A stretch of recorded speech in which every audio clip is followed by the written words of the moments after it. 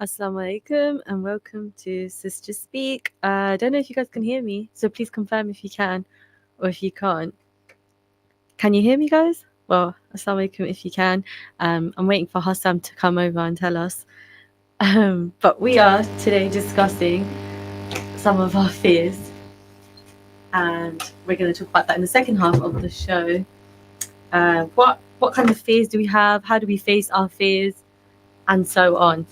But in the first half, before we get into any of that, we're just going to introduce the people that we have on today's show. So I'm Sonia, and I'm hosting the show today. And who else do we have with us? Assalamu alaikum everyone, it's Fareen. And we also have here Alia. Thank you guys so much for introducing yourselves. Alia, would you like to tell our listeners what our show is about? Yeah, so our show is a platform for Muslim girls to voice their own opinions and just share their opinions on politics, Islamophobia, anything. Please note our views and opinions are our own, and we respect all other opinions or views. Thank you. And Alia, would you like to tell us how people can get in touch with us if they do want to join in the conversation? You can contact us on our Instagram or Facebook at Sister Speak, or you can call us on 01582 481822. Lovely, thank you so much. But obviously, we're going to start with our thought of the week. So I hope you guys have been thinking, because I'm coming to you first. So Alia's shaking her head. So I'll go to Fareen first then. Okay, this is the one time that I'm not prepared for my thought of the week, and I go first. Let me think of something. I'm just going to say, I don't know, my parents are traveling, so I've been quite stressed and quite busy, and I feel like I haven't had time I haven't made any time for me, like me time. And this made me, oh sorry, my baby will just go off. This makes me realize how much my mom, she doesn't make time for herself either, because looking after someone is so stressful, and that's what I've been doing these days. You've been playing mum at home. I've been playing mum at home. Mum and dad. Yeah, everything. And even though it's just my little brother, it's still so stressful, and you have to think about so many stuff, and if you lock the house and stuff like that, and it just makes me realize how much my mom actually does. And every single time she travels, so this happened once before, every single time she travels, I'm so stressed, and when she comes back, I'm like, wow, you know so much stuff, and you don't even complain. Every single time I call my mom, I'm like, I can't do this, he doesn't listen to me, he's not eating, I have to clean this, I have to clean that. And she's like, welcome to my life then. Wow. So when my mom comes back, obviously I just feel like she's on her holiday right now, but she still needs a break once in a while, like I do right now. Why did you do holiday in quotation marks?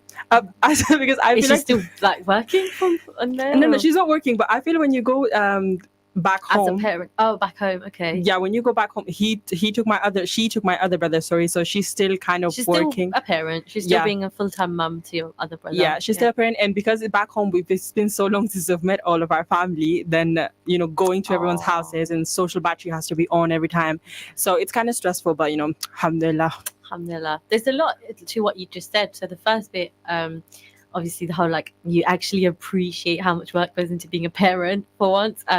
It's quite funny how your mum's like, welcome to my world, I've been doing all of this, I never complained once. So that's one thing. But also for you are also studying, you're still young, so well done first of all to taking care of your brother. I hope he's all good. He's in the studio with us now.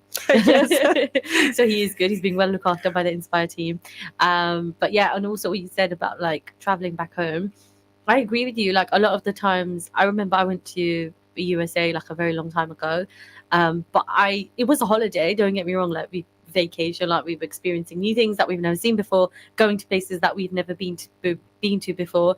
But at the same time, there's a lot of people's houses, a lot of family, a lot of long lost relatives, and it's this just kind of feels like just going to. It just seems like a full-time job. When you go on holiday anywhere, you want to experience. You're relaxing as well, right? Yeah. Experiencing the new place and also relaxing, one or the other, or doing those excursions and stuff. But when you have to be social with the purpose all the time, this is your dad's cousin, now greet them, there's a lot going on. That's why when you go on holiday, there's so many things. And also when you go to a country you've never been before, you want to experience. Let's say you go for 5 days, every single day you're waking up at 8 a.m. because you want to travel and everything. You don't know when you're going to be back, so you want to see everything that's just absorb the culture of where you're going. Yeah. So it's good to go on holiday, but it's really, really tiring. It is. So yeah, thank you so much for that. See, your thought of the week was amazing. Yeah, it just came out of Once nowhere. you put some thought into it. Thank you, Alia. Coming to you now. Okay, so I had some time to think. My thought of the week was a conversation that I had with my uncle today about developing your skill set. I think he was just talking about all of the missed opportunities that we, as a younger generation, miss out on. Like, because we do have so many opportunities. Like, we have loads, and I feel like us as a generation, we're so lazy. As bad as it sounds, like we are. We spend, like, if you look at like the average screen time of people that I know personally, it's like 5-6 hours a day, and it is so like I'm trying to cut down. Do you think that our screen time is also laziness? I mean, it is. But what? Oh no, sometimes actually I was talking about this with Farina. It's just a habit, isn't it? Yeah. No, I feel like it's for some people it's not. Like, the screen time is their work, or like we were talking about networking and marketing and how that's like a skill. Like, that's something that you build up on. But I mean, in terms of just scrolling, Yeah, you know, mindless just brain dead scrolling. scrolling. Yeah, 100%. That's such a waste of time. Do you know? And you like what the 3 hours that you put into scrolling throughout your day, you could literally learn a language. So what? Yeah, what I was going to say, could you develop on that? Because you're saying, like, as you mentioned, your uncle said, like, missing opportunities and not being as skilled as much as we could be. Yeah. What would, like, be more specific? What do you think? In terms of like being specific, I mean, for me, I feel like I could just put more time into learning my own mother tongue. You know, Wow. like, you That's know, really good. you know, Yeah. it's like, I feel like it's so embarrassing to not know your own language and how to you know Keep Have going. to communicate. how Yeah. to communicate in your own language, or even like opportunities in terms of being able to go out and learn probably like how to play like a certain sport, or like going for a walk, like certain opportunities that you have all day and every day. That people might not have Yeah, had that you- before you. yeah, Because I'm sure when your uncle was telling you, he probably compared it to, like, back in my day, we couldn't do all of this, Yeah, this, she and did this. it, yeah, Oh, she he did did it. it. What a fantastic uncle. Yeah, 100%. Yeah. Just focusing on the you, the now, the present. Yes. Yeah, but I feel you on that, and especially at the language one. Like, I recently saw something about Bangla, the language that is like my mother tongue, I suppose, and there's so much history to it and so on. And I thought, oh gosh, how I should know this. I But you almost know don't, this, you know? but I don't know this. Yeah, and I would really love to learn like different languages. That's something that I'm like fixated on. It's Oh, my little start today, Alia. Start today. Little bit. I actually started. Yeah, you I'm need not doing to. so well. I actually don't. It's okay. It's a start. Yeah, it's a start, Exactly, it's a start. You have to start somewhere. Absolutely. Learn your mother tongue. To Honestly. everybody. Yeah, literally. Don't lose your culture. Keep it intact. Keep it. People have fought It's for actually so this. important though. Like, I had a agree. conversation with a nurse today, about like where I came from and my history and Yeah. my country, and she was so shocked. Like, she was genuinely so shocked. She was like, I never heard of this before. Yeah, she was really, really Wow. shocked, because obviously I'm from Kashmir, Yeah. right? And it's not obviously a lot of people a lot of us, we wouldn't say we're from Kashmir. We just say we're from Pakistan, or we're from India. India. We don't really say, oh, we're from Pakistan, but Like, we don't that- specify yeah, from you where. don't- they don't specify. We're from this side of Kashmir and it's occupied. And so I was just explaining to her like the situation in my country and the origins and stuff. And she was just like to me, she goes, "This is so cool." She goes, "It's so like nice how you know your ancestry and where you came from and all of this stuff." And she goes, "I'm just Irish." She goes, "I can't go Wow. back like 20 years." She goes, "I know my parents, my grandparents." And I thought, obviously we know like before that, we know like my granddad, my great granddad, we have a big family tree Wow. that's written in paper, And I was just thinking about how it's so important to keep your culture and your family ancestry, and how actually Oh. like important it is to realize your roots. I mean, the fact that you're saying you can literally map out your family tree is It's amazing. crazy, yeah. I couldn't do that. Honestly, couldn't. Like, and I say that sometimes because we were talking about, this is not funny, but it was funny at home where we were talking about like illnesses in our Oh, family, yeah. because you need to know, like, Yeah. is Yeah, it yeah. Diabetes hereditary? and Is stuff it like- hereditary and yeah. stuff? Yeah. Like, is your family prone to that? And we were like, we don't know. We don't know anything. We don't know. They didn't keep records. They didn't tell us. My Yeah. great grandmother didn't tell me what she was going on there. But yeah, no, Alia, that's an amazing thing, and I totally understand what you mean. Like, just holding on to that piece of culture, because it is a part of you, Yeah, right? yes, So 100%. very, very nice. Lovely thought of the week. Love it. Thank What's you. your thought of the week, Sonia? So thank you for asking me earlier. Well, my thought of the week is from just a quote that I heard, and I don't 100% agree with the quote, but I like the quote. So Yeah, the quote was, "It's better for it to be done, for I can't even say it, than it to be perfect."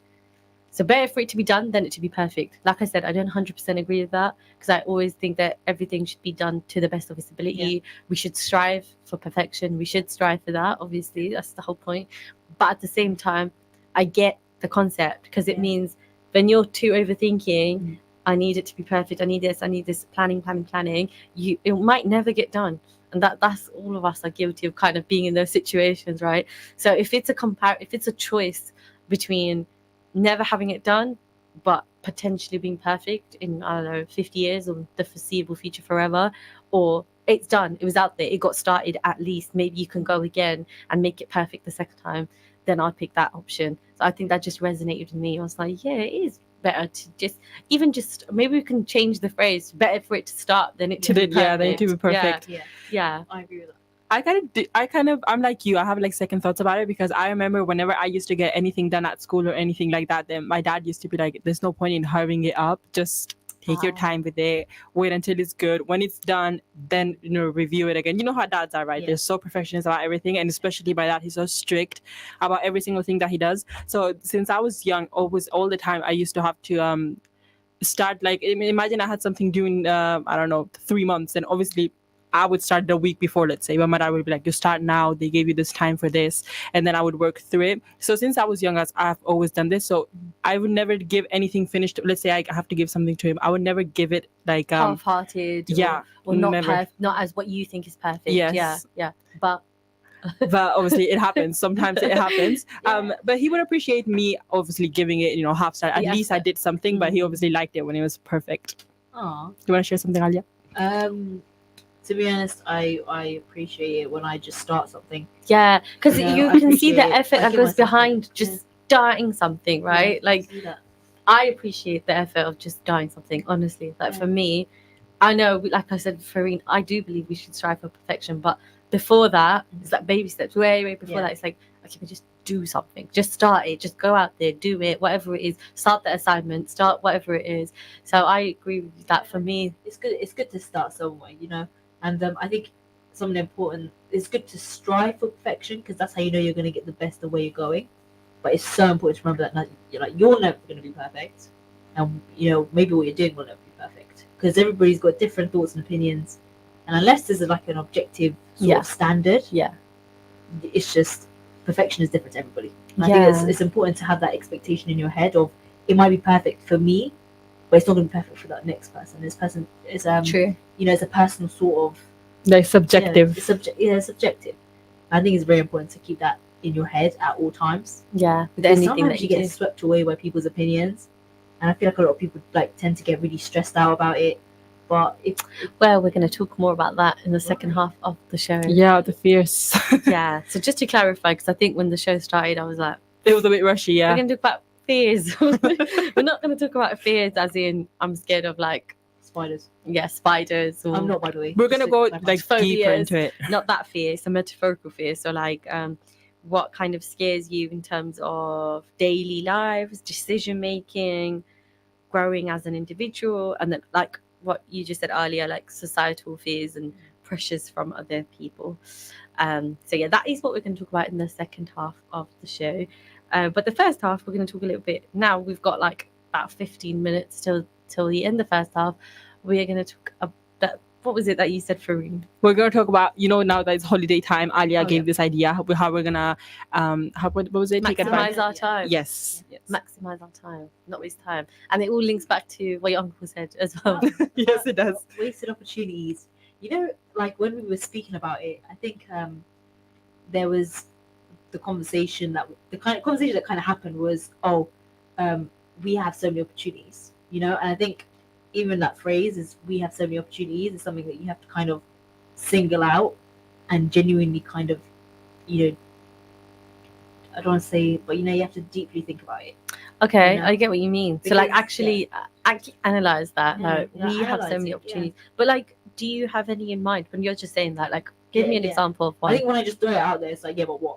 So you know? give me an For example. a clear example is like we have so many of these volunteering groups going on, especially in Luton. We have them in Bedford. We have them everywhere. For example, there's FO, Friends of Bright Eyes, which Free knows about. Yes. We Oh. have, you know, what else do we Oh, have? well, we actually have the Yeah. Inspire Youth Action group. We If have you know, that you too. know. Yeah. So that is for, Oh yes, anyone. We, do. Yeah, we have Youth that too. is- Yeah. I think, up to the age of 30. But even like if we're older and you don't feel like you fit in the youth bracket, you could be helping us facilitate things for the Yeah. youth. That's something we actually want to do this summer. Yeah. Actually, I'm not trying to plug it on the show or anything, but it just happened to be. So, Yeah, it is part for the sisters and the brothers, whoever you are, please do find out more, inquire. But yeah, so what are youth? you can carry on. Oh, yeah, you were saying, and yeah. more opportunities is more because we have media now. We have YouTube. We have all these sources of knowledge. You are not limited in where and how to learn and what you can learn and from where you can learn it. You can find all these teachers online. You know, Islamic knowledge, general knowledge. You know, academic knowledge. You need learn how to speak. As I said, speak a new language. You know, learn how to play an instrument. Yeah. You know, there's so much that you can learn. Even like online, you get them articles, you know, and it's just like listing out how do you make money. Wow. Yeah, you can just use them. So on the back of that, how do you propose? So for example, say it's me, example, and I've just had a long day at whatever it is, my cousin's house or work or anything, whatever it is, and now I'm going home and say it's like 3 p.m. and I'm like, I'm just gonna eat, go on my phone for a bit, Yeah. and let's just end the night or whatever. How do you kind of say no, like manage the time, allocate time to something, and also how do we make it something that doesn't feel chorey? Like by chorey I mean feel like a chore. So I don't want it to you know, then it sometimes things become a bit like, oh, I have to go back onto this class because I signed up for it. Like how does it still become, I want to broaden my horizons, widen my skill set? Farine, you can also. I'm the kind of person that I would I say, you know, read your uni emails, whatever opportunity you have, apply for it. And I always do that. It doesn't matter what it is, I'm always up for it. But the thing is, sometimes when I applied for it, I get so, like you saying, I get so lazy. Like I signed up for these 2 classes and I don't even remember when I signed up, but I still get messages about it. Like the class is starting, join now. But I get so lazy, even if I'm free. But I think those online classes is not the same thing. That's why I'm not so motivated to actually join the class, because it's, you know, after COVID, everything went online and still online sometimes. So I get really bored. But there's so many things that I try to do during the week. So like playing a sport or like radio is something that I also is like maximizing my time, you know, socializing. And you don't even have to sometimes things that like throw me off is the fact that you have to pay, I don't know, a membership or you have to pay money, but you can just go to the park, I don't know, take a walk in the park and stuff like that. So there's a lot of things that you can do that you don't have to spend any money. I see what you're saying. So I think the takeaway for me is do the skill set or whatever, broaden your horizons for what works for you. So then it doesn't become a chore. Because if it's just going for a bike ride every 30 minutes in the evening, that could be fun for you if you enjoy riding a bike, but you just never get around to it because you're just like, oh, I'm bothered. Like if you allocate yourself that time. I like the idea of what you said. I just like signing up for things. Like some people really love that and some people really don't. So as long as you put yourself out there, and even if the opportunity doesn't come because they picked someone else, at least you did that effort of, okay, I'm free and I want to do it because I want to, I don't know, how to say, heighten my skills, enhance my skills, or just socialize. Honestly, just read your uni emails is the first thing I would say. If you go to uni, and you have your opportunities, I feel like there's so many, and even if you don't, you have to like put yourself out there and look for the opportunities and then apply to them and things like that. I think so you mentioned sports clubs as well. That's a great one. Again, if you're like, I don't really want to chat to too many people, but I would like to be involved, that could be sports. You don't technically have to talk that much if it's like a badminton or something, right?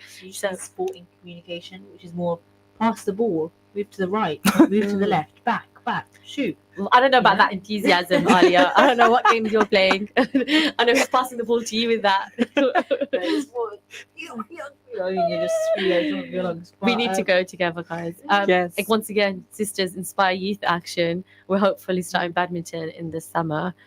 I really hope that we can get that started, and then we're all going, and we're going to invite everybody else who's listening to come along too, because it'll be super fun. And we're going to make sure it's free. and I'm saying that on live air because Brother Rashid might say to me, we weren't able to, but I'm like, no, I've said it now. We have to make it free. We It have to be accessible. free. It has to be free. We want to do free, fun stuff, right? So, any other ideas of how you cannot waste time? It's such a hard thing, like to because if we all knew, we would all not waste time. you know what it is? I think you have to really just reflect on what you think is important to you. So for me, as I said, like learning about my ancestry and trying to be more in touch with my culture is something that's becoming more important to me. Whereas with Fareen, what's more important to you, networking or doing something that is going to benefit your future, that you're more centered around that. And with you, Sonia, what I don't know. Well, I've entered a new era of life. Oh yes, soft girl era. So maybe that's just learning more, like I think I need to put Faree's microphone off because she just whacked it. But sorry, yeah. What do you think, Alia? Like, for me, I think it's literally finding time to do the things I like. That's why I entered this era, because I was like, I need the time to kind of figure out what I do enjoy, what I don't enjoy, and give myself the time to explore that. So whether that be badminton, whether that be, I don't know, canvas painting. Baking. Did you say baking? Yeah, stop baking. My oven doesn't work. I know, it's really sad. And I actually genuinely want to, but I've used the air fryer to bake cookies before and it worked. Really? So there you go. So yeah. I just want to add something. I feel like it's so important to not do anything too. Like, you don't have to scroll on your phone, but I love just sitting just with my own thoughts. So, I feel like it's so fun. So do you think this, well, obviously our topic was not to waste time. So do you think what we are saying is literally don't waste time mindlessly scrolling on your phone is what we're actually saying? But the Matrix. Yeah, but I think that's too deep right now. We can't go into that. But we'll have to make a whole main topic about it. But I feel like mindlessly scrolling, you're kind of I do it all the time, honestly. I'm not gonna say I've here and be like, I don't do it. I do it all the time. And I feel like it's rotting my brain, and I have my attention span is so short. But when I'm just sitting there, let's say I'm going to the park, I just want to lay down, you're looking at the trees and everything. Just when they say like touch some grass. Touch grass, yeah. I feel like it works, and instead of looking down at your phone, you have this beautiful scenery and you have the kids playing around and everyone's laughing, ha ha he, you're getting an ice cream, all those kind of stuff is not, I feel like it's not rotting my brain, Natural dopamine.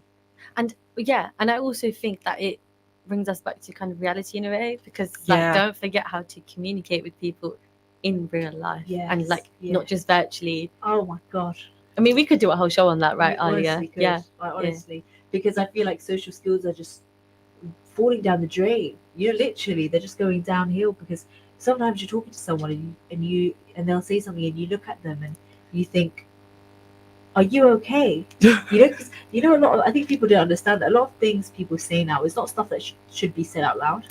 That's interesting. Sure, I don't think I've been in many of those situations. I feel like I have, and it's I personally, like in my own head, I blame it on a lack of social skills, because I think when I was younger, and I'm assuming the same for both of you because I haven't heard it from you. Your parents always told you never make comments on people's physical appearances, especially if it's something they cannot change. For example, this color of their skin or the way that they're built or the way they look. Never ever make a comment on it. And I feel like this is something that we learn as children and we're so familiar with. But I'm not too sure if it's now people are just more comfortable, or there's a different standard to being respectful. But I feel like people are just way too comfortable in commenting about how other people look. Oh, look at her, she's too dark, or she's too light, or she's too tall, or she's too short. Do you think, again, I hate to bring it up, but because they had the kind of protection of usually saying it behind a screen where you can say anything you want because you're anybody you want to be, that is now translated into real life and face-to-face conversations? I personally would say I want to say no, but then I feel I would also disagree with myself, because I feel like a lot of people that do put hate comments out and they do comment on people's posts, I feel like if they were face to face with a person, I think in my head I have this sort of visual image of someone that's really scared and really anxious and very insecure, so they wouldn't say it. But then you never know. We never know. But thank you so much, Alia. I think that is a great topic. So thank you for that, because we are going to talk about that in another show, 100%. But yeah, thank you for the first half of the show, everyone, and anyone who is listening in. And on the second half, we will talk about some of the stuff that may be fears in our lives and decision making, and just continuing with daily processes. But yeah, thank you guys. Thanks for listening. Join us in the second half. Assalamu alaikum.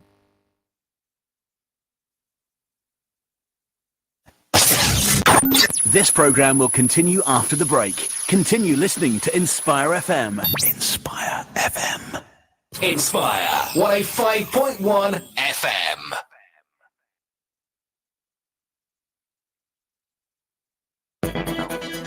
Staying safe in the summer on Inspire FM. It is important to keep track of weather forecasts about the heat in your area so that you are fully prepared for any upcoming heat waves.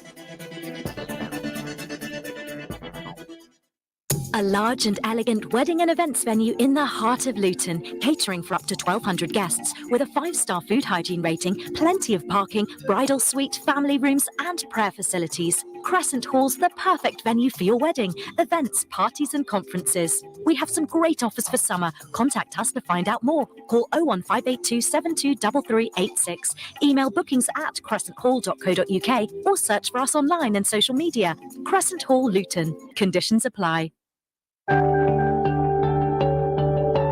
अगर आपको शक है कि आपके पड़ोसी किसी मुश्किल में हैं, कोई चोर या डाकू इनके घर में घुस गया है या इनके घर का सिक्योरिटी अलार्म बजना शुरू हो गया है, तो फौरी तौर पर पुलिस को आगाह करें। आपके इस अमल से आपके पड़ोसी की जान या इनका साजो सामान बच सकता है। Inspire FM community awareness message.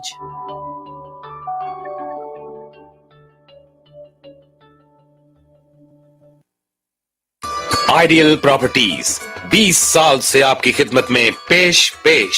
आपकी प्रॉपर्टी की सारी जिम्मेदारी अब हमारी। हम अच्छी तरह से जांच पड़ताल करके किराएदार डालते हैं और आपको किराया बर वक्त गारंटी के साथ दिलवाते हैं। अगर आप प्रॉपर्टी किराए पर लेने या फरोख्त करने का सोच रहे हैं तो आज ही हमारे तजुर्बाकार माहिरीन से राब्ता कीजिए 01582 721110 या फिर 01582 696050। आइडियल प्रॉपर्टीज, आपकी मदद हमारा N फरीजा। AK Windows South Limited, manufacturers and installers of high-quality UPVC windows and doors, bifold doors, composite doors, conservatories, porches, skypods, fascias, guttering, and much, much more. We specialize in double glazing and triple glazing using the best German profile. If you want quality at affordable prices, AK Windows is the place to go. If your house needs a facelift, you know who to trust. For a free quote, call AK Windows today on 01582 483 777 or visit us at Unit 10E, Britannia Estate, Leagrave Road, Luton. بسم الله. قال النبي صلى الله عليه وسلم من كان له شعر فليكرمه. He who has hair should honor it, i.e. groom it, take care of it. ما في أنفسكم أو تخفوه يحاسبكم به الله. Ali is one of those children who, with your assistance, has the honour of being a Hafiz. And that too from only £29 per month. Help UKIM by sponsoring a Hafiz and get rewarded by up to 70 times blessings. For donations, call now or visit ukim.org. Oh, Hillary, I was going to use newspaper display advertising. But it costs £10 per inch. And that's too expensive. Oh, indeed it is. I want to sell a 10-foot ladder. Oh, Roger, invest in an ear-catching advertising campaign on this radio station instead. It's a great way to tell people about your products and service. For details, click on inspirefm.org, then advertise. From the studios of Inspire FM, the time is now 6:30.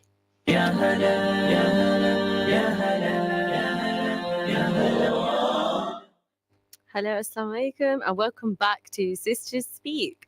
And just a recap, you're joined on the show with me, Sonia. I am hosting today's show, and we also have with us today me, Fareen, and me, Alia.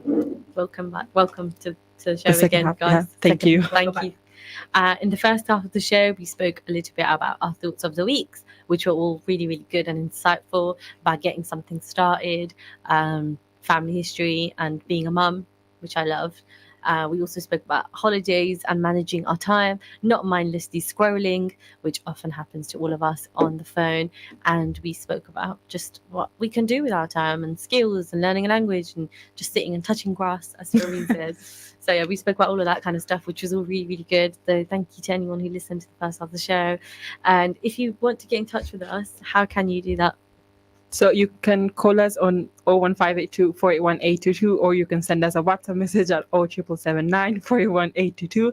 Alia, how can you get in touch this You month? can DM us on Instagram or Twitter or Facebook. At Inspire FM Luton, and our Instagram is at Sister Speak. Lovely. Thank you so much. And so, yeah, moving on to the second half of the show, our main topic is about fears. So, to be specific, what kind of fears could be a barrier in our lives? So, where it might just what we're scared of Mhm. and how fear really plays into our lives, because I feel like it's a thing that we go through every day, and it's a thing that holds us back from doing a lot of things. So that's why I chose this topic. By the way, Thank I chose you so much. Yeah, That's okay. that's why Fareen chose the topic. I mean, could you expand a bit more, like we actually mean by fear? Because obviously, fear can mean a lot of things. Like Ali said, some people are scared of spiders, but we don't mean that. We mean fear in decision making and so on. Right? Yes, I mean fear is in, again, like you want to do something, but the fear of doing it or the fear of going to that place is holding you back. I don't mean fear of like spiders and cats. I want to go deeply into it, because I feel like I'm scared of a lot of stuff, and I don't know about you guys, but like I'm scared of cats, even though I have one. I'm scared of animals and stuff like that. So there's a lot of things I'm scared of, but that's not so Not doesn't important. that impact your life Yeah. in such a large way. It's not that significant. We're talking about things that could change our future. Yeah, basically, pretty much. because we're letting it be a fear. Yeah. Yeah. Okay, so let's start. I'm just going to ask some questions and then we can deep delve into it, because we've Okay. got some amazing questions. But also, if you want to ask any questions, just jump in anytime, because it is your idea and you've got all the topic in your head. No worries. So what is a common fear that many people have but actually isn't as scary as it seems? I'm gonna say, but like I'm gonna go back off the back, or I don't know. But Yeah, in the off the first back of half, what you yes. said in the first half. Yeah, because in the first half I said something. I said you have to apply to everything. So a common fear is not putting yourself out there, I would say, but it's not actually that much. So do you think the fear is being rejected?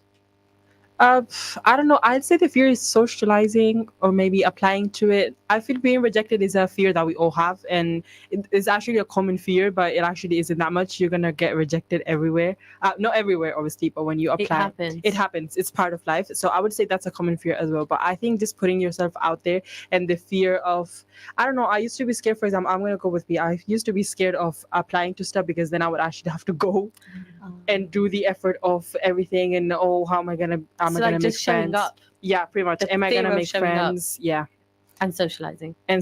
So that's, Two I different think, ones. a common fear. But then once you're into it and once you get comfortable, I think that fear disappears, doesn't it? I think socializing can still be scary though. Yeah, that is I definitely agree. something. So like, for example, recently I had to go to a community center and mingle. I put that in quotation marks. And bear in mind, this is not my regular community, and they fully fledged. They're running as they usually do. You know, I walked in, everything's busy, bustling, kids over there, parents over there, just things happening. And I thought, how do I get in here? How do I insert myself here and socialize with people? And it was really scary. It was kind of daunting as well. And I was like, oh my God, this is so scary. And I don't know why. But then I wouldn't say that it wasn't as scary as it wasn't as scary as it seems, because really and truly, what's going to happen? Yeah, literally. What is actually going to happen? Nothing. Let's be logical. But yeah, I remember I just sat on the side, and then a kid was like, do you want to see my game? And then we just played games on the phone, and then I was like, okay, I'll ease into this a little bit more. But yeah. I completely agree with you, because I've been to, I think, 3 networking events, and it's so scary and so. Alia's looking at me because she knows how much I love networking, Yeah, but I still but it's go. still scary. It's still scary every time you go, because you don't know who's gonna make the first effort to actually go and speak with someone. Also, I like it when it's like a panel and all you have to do is listen. But this networking events, obviously you have to talk with people, you have to mingle, like you said, and it's so and it's so scary. But I remember my first networking event, I didn't know anywhere in the event, so I just started walking around, and I met this really lovely group of girls actually, and they were just so nice. So I just think, again, Is putting it yourself out scary there. because you think that you might say the wrong thing? Like, why is it scary? Yeah, I think, I think saying the wrong thing, or maybe not, I don't want to sound like they were mean or something, but maybe not fitting into what they think I should be like. So that is a bit of like rejection, I suppose. Yes. Because they're like, we don't want you. Yeah, like you can't sit with us. because Yeah. when you go to this kind of events, you want to stick with a group, so you're not by yourself mingling around. So you like go to all the But that's tables not and the everything. point of it, though, is it? I think that's what let it get away from us. The point. It's like, what's the actual point? Networking.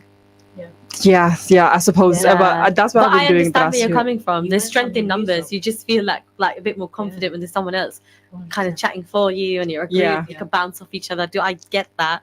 Because as I mentioned, that community center I went to, the next time I went, I took my younger sister with me. I was like, I need the I feel like it's so support. easy Yeah. to talk. Go. After that, I was going to say that it's just so cute. No. I love taking my Thanks. sister's places.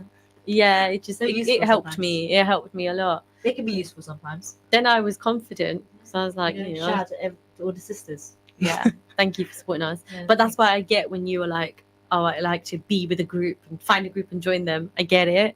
But yeah, I think we need to think about, why is it not scary? So we found the scary part.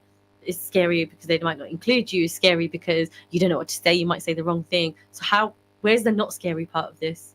I feel like everyone's going through the same thought process that I'm going. So even if it's your, I don't know, your 100th networking event, or you've been to so many, or you're the one hosting it, everyone has a fear of saying the wrong thing. Everyone's scared of, I'm not going to make any friends. Everyone's scared. We all have the same fears when we go to this kind of things. So that makes me feel like a bit more relaxed. Okay. So number one, these are tips, right? The first thing is everyone's probably feeling the same way. Yeah.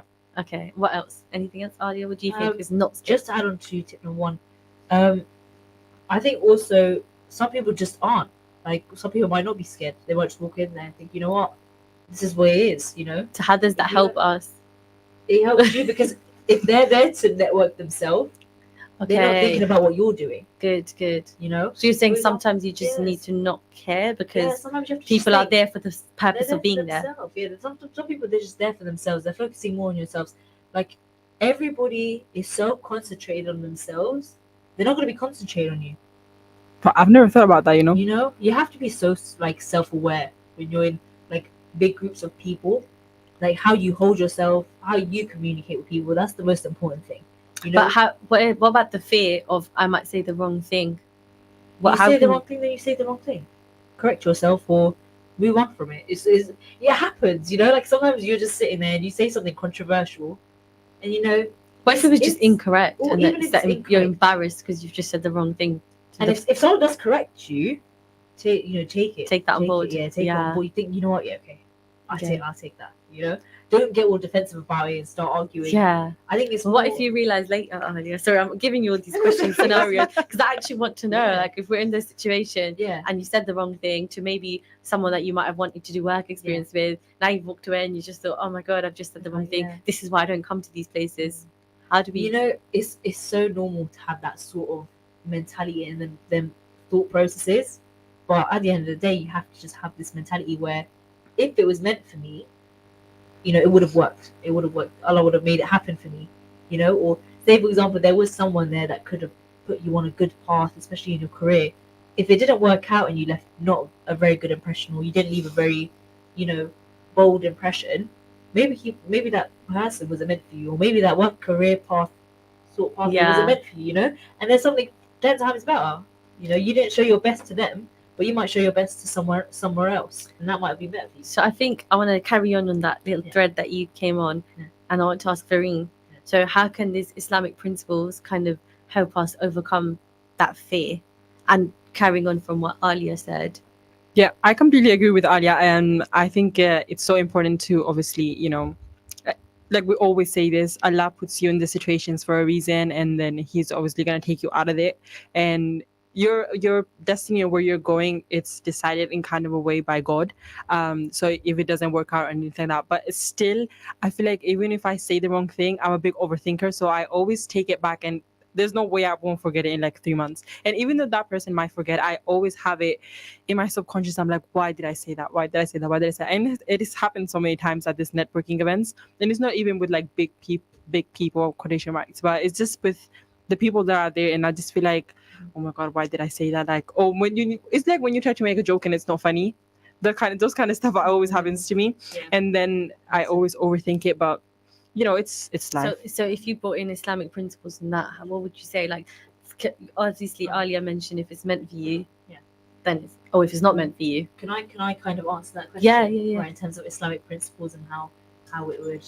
I think when you're overthinking, a lot that you have to understand is a lot of it is whispers from the shaitan, and he's gonna kind of whisper in your ear these things that are gonna make you insecure and doubt yourself and care about this and care about that. When in reality, it's just dunya. Like these people, they're just here for what? They're of no benefit to you. Even if they are of benefit to your career, they're just people. You'll find another path. That's really good. A lot of it is whispers from shaitan, and you just have to kind of realize that you need to be overthinking about the good right things, rather than the bad things. So I'll give an example of that though. That's kind of like on the contrary, but not on the contrary. So like I applied for a job once, and I don't know if I didn't get it or not, but they never got back to me. So I think that's very relatable. The worst thing. Yeah, that's very relatable, right? So there's two ways I could have looked at that, which is one, okay, it's not meant to be, which is fine because I've been saved from something that might have been horrible. But at the same time, if you think that is a good opportunity and you've done your research and you think it's going to be good for you, like I'm looking at work experience, for example, if you're at networking events and you think, no, but I genuinely really wanted that and that did seem good, then there's nothing stopping you from finding an email and trying again. So that's exactly what I did. So I emailed and I said, look, you never got back to me. And they actually told me I wasn't fit for the role, but because I sent that email, they said, okay, come back in for another chat. We'll have another interview for a different role, because I was so persistent. And when I say I was so persistent, it was a month later, and I was just like, no, I really like that place and I just want to work there. So it's just, I think it's finding that if you kind of think if it's going to be good for you, make that effort. And it's also Islamic. Like, you need to make the effort yourself. You need to put in that work yourself to see if it is the right thing. If it's not, it won't be for you, then that's fine. But do all that you can first, exhaust all measures, so no regrets, you did what you could, right? Yeah. Great, thank you guys. So we can move on. That was the first question. I just add that that's actually like an Islamic principle, Say it. Allah doesn't change the condition of a people unless people change the condition for themselves. Wow. Say it again. So Allah does not change the condition of the people unless the people change the condition of themselves. Thank you. For themselves. That is so good, Alia. Thank you. It is. So I think that can totally link into what we're talking about right now. You want to tell us how? 100%, because I think we have this mentality where we, as Sonia said, she was very, very persistent in her situation. But a lot of us, we kind of just think, oh, damn, that wasn't for me. Move on, and then you stay jobless for however long, and you think it's just going to come to you for free, But even little things, like if you want something as simple as getting a glass of water, you can't just think, oh yeah, but if Allah's going to bless me with water, He's going to send the rains down. It's so silly. You have to actually make the effort. You have to take that. Even my example, take it and put it in a broader, a broader perspective, and think, if I don't go job seeking, and there's nothing embarrassing about seeking your provision, and I tell you, there's nothing wrong and there's nothing embarrassing and there's nothing humbling about wanting to, have a good job, right? Even if you get rejected 100 times, there's nothing wrong with that. There's nothing wrong with that. Yeah. And that's your provision. Absolutely. That you're looking for. Yeah. I like the way you phrased it as well. Really, really good. Then that shouldn't even come into the fears section in terms of looking for jobs or anything like that. I'm not even we don't fear that. Yeah. Okay. Yeah. When I was 16 years old, everybody around me applied for jobs in regular stores that we all know, and I got rejected from all of them, and I genuinely did not know why, but I didn't give up and I didn't cry about it. Look at I you. just Successful. Alhamdulillah. Just for context, actually, I had a conversation with somebody today about how great Sonia is at her job, and I'm not even exaggerating how great she is at her job, and how everybody at her workplace misses her. So just to add, Sonia is a very, very hard worker. Thank you so much. Oh, stop. Look at you shining. Well, let me just tell you, the example I told you guys about how the workplace never got back to me and then I was persistent and I kept pushing. That was the workplace you just referred to. I stayed there for more than 3 years. I got the job. But the thing is, I didn't get the job I applied for. And then the manager, the boss, the CEO did say that to me. He said, you weren't the right fit for the role. but because you were persistent and you emailed me and you seem very interested and genuinely passionate about working and, like you said, earning a provision for yourself, let me see where else I can fit you. What other skills do you have? Great company. No, well, alhamdulillah.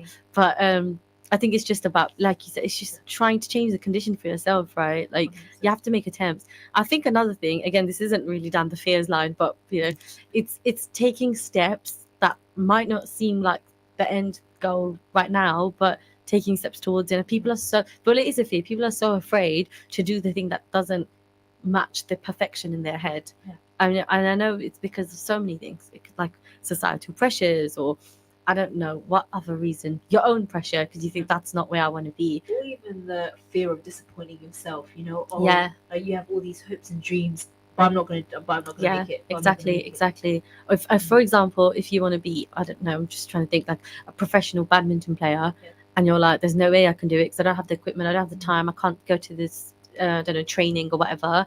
Okay, that's fine, but have you even put yourself in the situations? You might never be a professional badminton player, but did you even go and play weekly tournaments or anything like that? Like, Did you try your best? This is what I mean. So at least put yourself in the situation pathways, and even if it just means you end up just working in the badminton kind of industry, at least you're a bit happy because it's in the industry you wanted, and you might find happiness in other ways because you might help other people do it, right?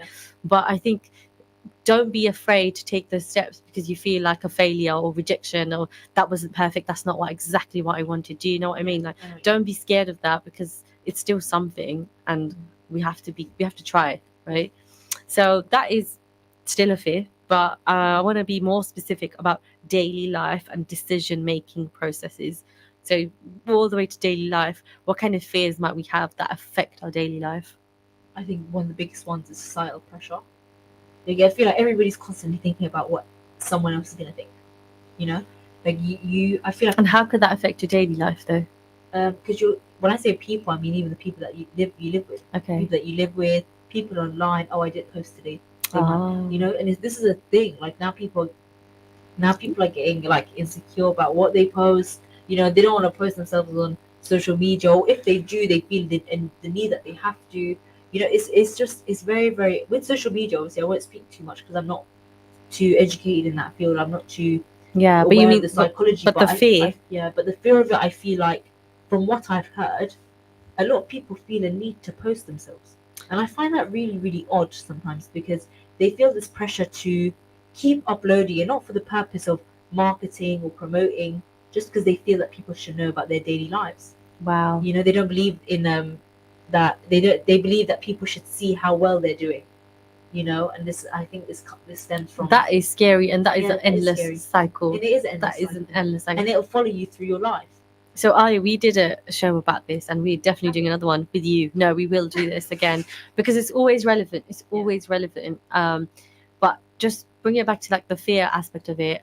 I think you're right. Like, it's like the societal fear of not being present, missing out, or not showing that you're at your best, right? But why do we fear that? We should not fear that. So how can we kind of let that fear go?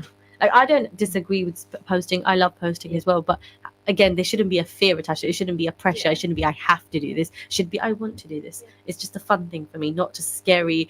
I've got it wrong, let me take that again 3,000 times because I didn't get it right. How do we navigate that? I just like to add on that I completely agree. If you love to post, then post for the sake of for For the fun fun. of it, for the fun of it, Or marketing, you like know? you said, if it's for specific marketing, things, especially yeah. for business, you know. But in terms of getting rid of this fear where we have to make everyone believe that we're living our best lives and painting this improper picture of who we are and what we're like, I think is first you have to understand that you are not a like you're not a person that has a label on you. Yeah. You're not stuck in this label of my name is Alia and I'm like this. Yeah, and this. yeah. You're ever changing, you're ever growing, you know, and you have to come to terms with this and accept that my name is Alia and now I love posting myself on social media, whereas a month ago I didn't. Or now I like to wear, you know, red, and now I don't like wearing red. You don't you just have to accept yourself and really don't compare yourself to other people because you can't be compared to other people because you're just changing all the time.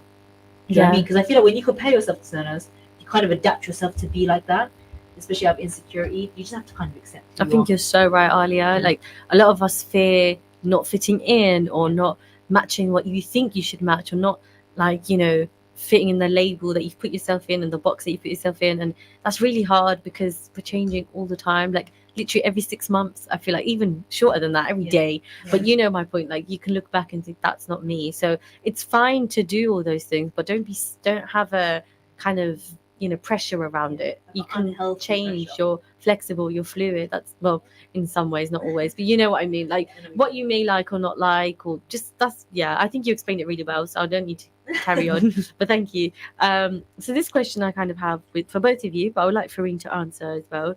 How do you think different generations perceive and cope with fear? Let's say, I think what Alia said is this generation, even my generation, we are scared of, I don't know, but I feel like when I was young, I used to be scared of so many things like strangers and, you know, the normal things that you say. Can I just say, I was really scared of like getting sucked into this quicksand. I don't know why. Oh, it's that film Indiana Jones. Was it the Mummy? Maybe. It's that but film. I don't live in any area that I That's would come quicksand. across quicksand. And No, I just had this irrational fear of It was that quicksand film. and the Bermuda Triangle, being sucked into that. But anyway, we'll just stop that. But Fareen, back to the generational one. When we talk about like maybe parents' generation, or I don't know, 40, I don't know what we call those generations, but yeah. Actually, you know, with my parents, like for example, the biggest fear was not giving me a proper education or not being able to pay the bills. You know, those fears that they have. But now, the fears that we have, I feel like don't compare to the fears that my parents used to have. Do you not think that? Sorry to cut you off. No worries. So we're talking about how they perceive fear. Do you not think that, like, I'm trying to give an example, my mum going to like my cousin's house, do you not think she still had the fear of like, oh my god, how am I going to look? Am I going to say the wrong thing in front of them? You know, I always think about this. Of course they did. Yes. They did. Of course, people are human, you know, social pressures are always there. Whether they're amplified now because of social media, and it's like, even if you go home, the fear's there on that screen. So the fear is kind of everywhere. In terms of society and social pressures, they kind of always been there, yeah. And cultural ones, which we didn't get the chance to get into today. So back to the parents one. Go. Yeah, so with the sorry, I completely lost my train of thought. Oh yeah, so my parents had fears. Like they had like serious ones. Yeah, like serious one. So like the fears that I have now, I don't know if am I gonna. Obviously, it's I don't know, reasonable fear. You know, am I gonna finish my degree? Am I gonna get the good grades? Are my parents gonna be okay and stuff like that? And I think with I don't know. I feel like because my parents work so hard and they have these fears of giving me a proper education, my fear is not getting that proper education and giving everything that I can back to them before, you know, anything happens. So I think that would be one of my fears. But for example, for the younger generation, I'll take like, for example, let's say my little brothers, there's nothing that they fear, I feel like, from my side, from my point of view, that's too much or that's too deep, like my ones or like my sister's one, because they're still like young. So their like biggest fear would be, I don't know, can I go out tomorrow and there's a dog and there's a cat and stuff like that, you know? So I don't know really from my point of view, from the surface view. I think with like, there's different types of fears that we've established now. So there's like the overarching fear of success and making your parents happy or making your children happy. There's that fear. And I think even little kids, like you mentioned, younger brothers, I think they do have that. They do have the capacity to understand, am I going to disappoint my dad? I'm scared. I fear that I might be in trouble. So that does exist. And then there's the little ones that we talked about, like society ones, like how am I going to sound in front of this auntie or like I'm going to get in trouble. Like there's those fears as well, or saying the wrong things to a work experience potential, you know, organization. There's those fears. And then I think there's always going to be society and like, I don't know, you call it like peer fear. Did I make up a word? Peers fears. So like, I'm thinking of, you said your younger brother. I'm sure there's a moment, you know, like, what if I don't fit in with the coolest gang at school? Like that's a fear. That's a valid fear, right? Yeah. But we've all had it. Yeah, whether that be in capacity of work though, or in the community or with your family. But yeah, so I think we didn't really get in, we've run out of time actually. Oh no. Yeah, so some of the questions that we also have, which we may discuss on a podcast maybe at a later date, is how have our childhood experiences shaped the fears we have as adults?